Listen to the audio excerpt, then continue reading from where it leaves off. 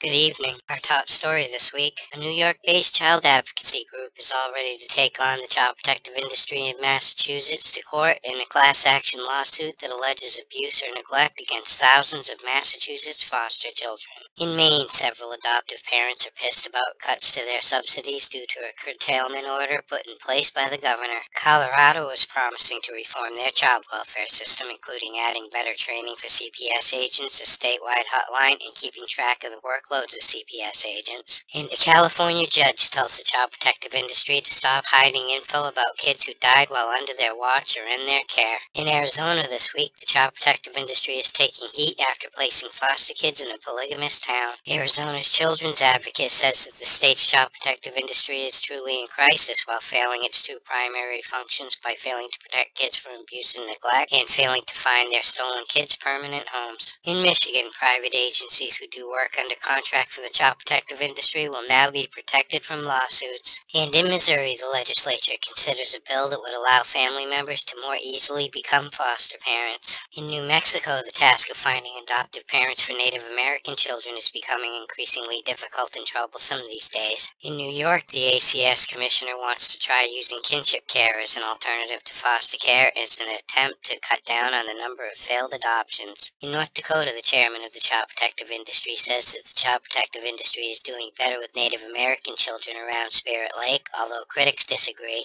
And in Tennessee, the child protective industry has failed to respond to the citizen panel suggestions that were set up to examine the state's efforts to protect children. In Russia this week, thousands of people rally against the Russian ban on adoptions to Americans, but the Russian government vows to uphold the ban amid child abuse concerns from American adoptive parents. In China, officials asked to borrow orphans in order to hide their child welfare failings when they faced inspections for an orphanage that they had received funding for but never set up. In New Zealand, a social worker is found guilty of animal cruelty after throwing a cat into a plastic bag and throwing it under cars. And the New Zealand family court goes under fire after a researcher suggests that in domestic violence cases, perhaps they should view anger and aggression as normal human traits rather than the exception. President Obama signs a North Korea child welfare bill into law requiring the State Department to regularly brief Congress on U.S. efforts to advocate for the best interests of North Korean children. Saudi Arabia plans to launch their own child abuse hotline. And in Scotland, the child protective industry is all worried because only 1 in 5 Scottish people would rat somebody out to the child protective industry.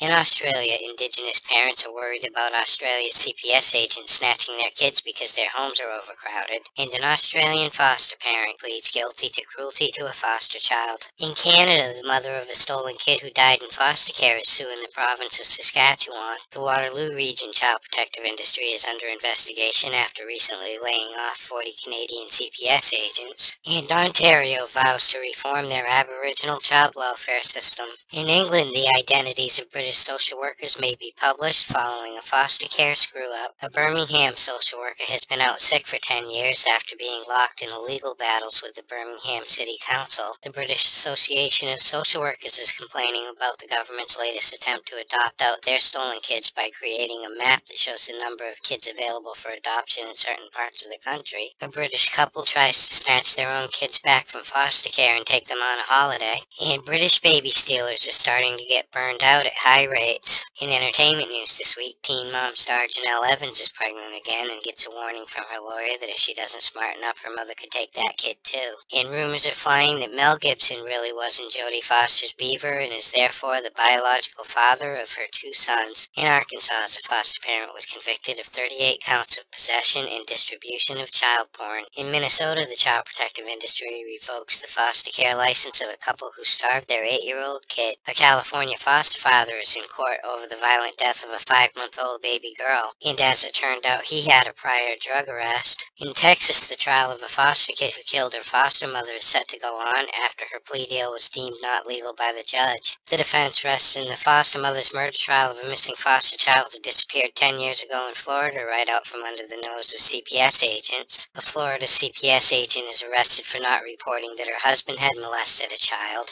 And in California, a family is suing the child protective industry for opposing opposing their adoption of an autistic kid and violating the Americans with Disabilities Act at the same time. In Florida, a couple files a lawsuit against the child protective industry for failing to investigate reports that the kids they had adopted were abused while in foster care. The Florida child protective industry had contact with the family 30 times before a 5-month-old baby was reported missing 18 months after he disappeared. Of course, DCF is blaming the police for not filing a missing persons report a few months before the kids' bones were dug up in the backyard. And the CPS agent who was investigating the family didn't even notice that the baby was missing. In Oregon, critics are complaining about how the child protective industry pulled 2 siblings from their wannabe adoptive parents. In Minnesota, a judge vows to help parents who are accused of child abuse to overcome the unfair battle that they face. And finally, tonight, in Iowa, a sister and a brother reunite for the first time 65 years after being separated in their foster care system thanks to a 7-year-old kid who did a Facebook search. For these stories and all the latest dirt on the child protective industry, visit www.legallykidnapped.com. And until next week, this is Baby LK,